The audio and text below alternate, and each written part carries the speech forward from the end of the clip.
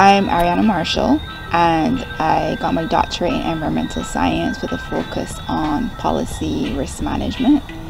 And I moved back to Barbados about 4 years ago after studying in Kentucky and Florida.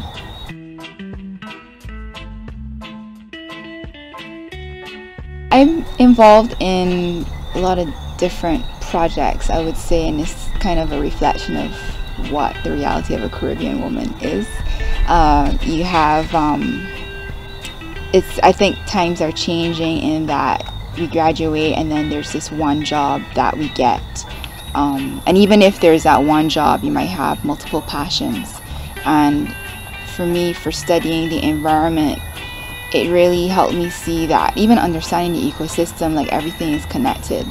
So I think it's a kind of shift in the way of thinking that we need to kind of choose one discipline to focus in on.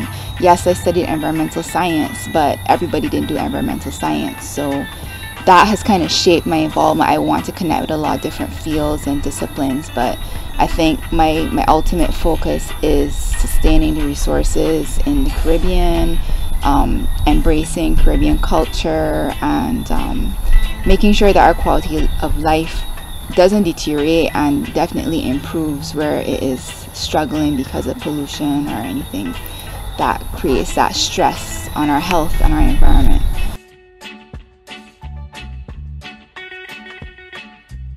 I would say people are concerned about the environment from the point of view of the place, like us not wanting our place to look disgusting.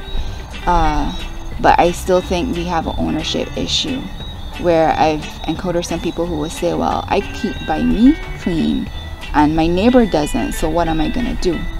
So now the idea of now coming together and dealing with green spaces or bushy spaces that are creating issues, like that collective ownership, I don't see as much collective ownership of problems.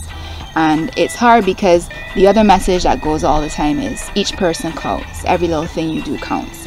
But it can count more if you also don't just operate in isolation, because that's not how our ecosystem works. So I think people are aware.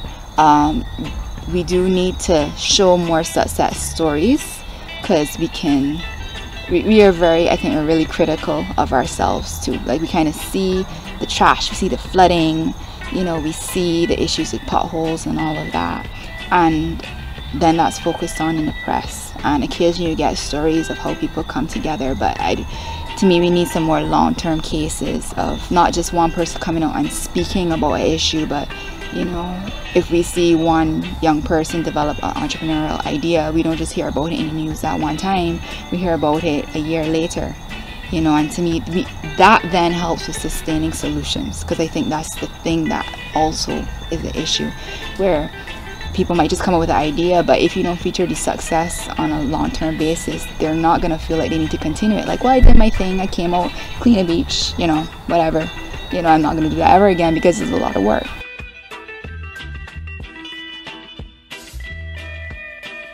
We need to highlight youth that are interested in sustainability or just doing something about the problem.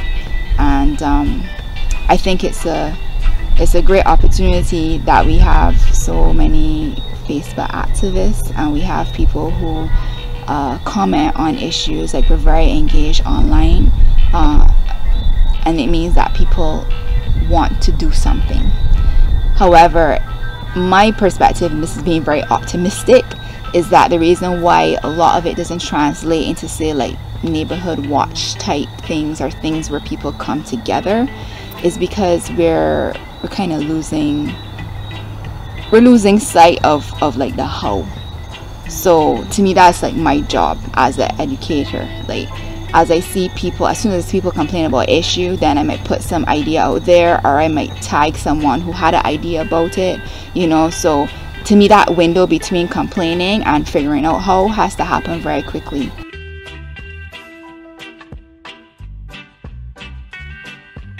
Fogging happens in Barbados, and this is an issue which I've heard people have health issues. They have been taken to the hospital. People have had asthma attacks.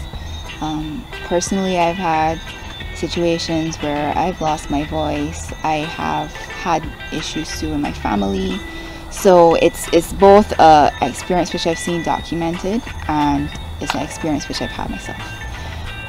As a scientist, what I do is, even if I have a personal experience, I'm going to do research on it. So when I see the fogging, I want to understand what chemicals are in it. And especially because the government warns people who have respiratory issues to stay inside or vacate the area if fogging happens. So I want to know what is in this fogging. And my first way of doing that would be to call the government. And I think the first time I did that about 3 years ago, I didn't get a response on the information. I would say I wasn't as persistent. This time around, there was actually like a reverse trigger where someone in the press called me to talk about another issue, and they said, well, what do you think about the fogging? So I did call again, and I found out that there is malathion in the fogging, in the fog, and they also use diesel, and they told me that over the phone. And however, anywhere online, you know, I think right now, as I was saying, sharing of information, so verifying what that is and you know, so on, isn't necessarily there. So I said, well, I looked up malathion and I looked at these processes, and I'm also always looking to see if there's a better way to do it. And better is both cost efficient and the impact it has on our health and our environment. I'm looking at both all the time, because I'm always breaking this barrier that, oh yeah, you can do that, but you know, environmental scientists, you're going to say something that's going to cost a lot of money. You know, I'm trying to be very real with where we are. And then furthermore, if it's a solution that can actually benefit people rather than us just importing chemicals, that's what I want to look into. So after looking into it, I found that it is recommended by the World Health Organization to be, well, basically it's been identified, malathion has been identified as carcinogenic by the World Health Organization. And there are countries where it has been banned.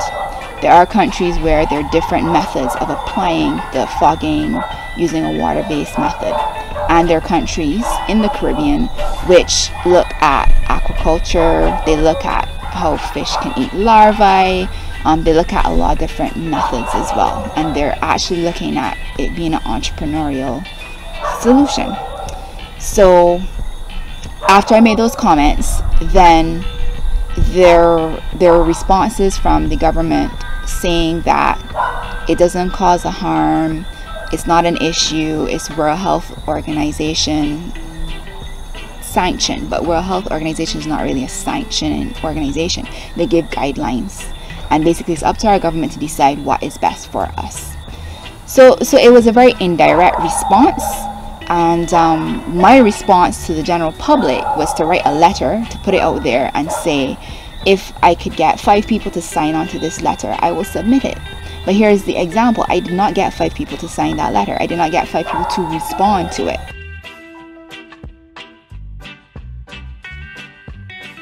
What I will focus on in terms of priority would be first waste management, then water management, and then energy. Because energy is something which the cost is dropping, and just the global markets are basically going to take care of how we make this transition to away from fossil fuels and towards renewable energy. And I think the government is doing a lot in those areas in other entities. So energy is important, but I would rank it at number 3. Number 2 would be water management. Because it is the environmental issue which I think people have gotten most involved in. People are most concerned about because of the health risks.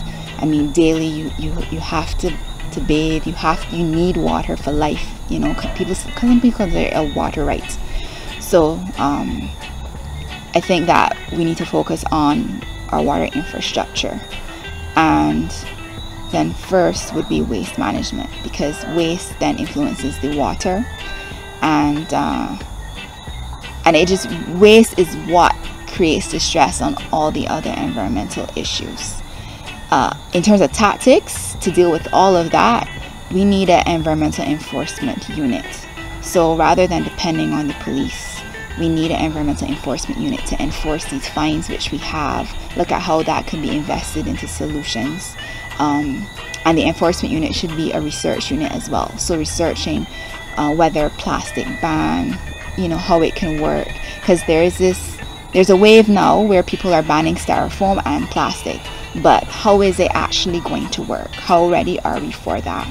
So an environmental enforcement unit which can actually write tickets, that gives some power to the National Conservation Commission, something like that. We need some kind of teeth. And we need an internship program or some kind of young professionals program for all the government agencies.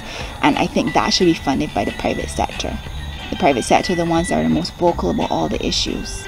And rather than just putting all of our money into capital projects, we need to invest in people who will sustain the solutions and see them through. So we need to see these like institutionalized in a consistent program, like some kind of green scholars kind of situation, where basically anytime a government agency complains about not having enough people, you have a few people, students in there that are interested in it, and they're kind of backed by the private sector financially, so that there's motivation and it can keep going.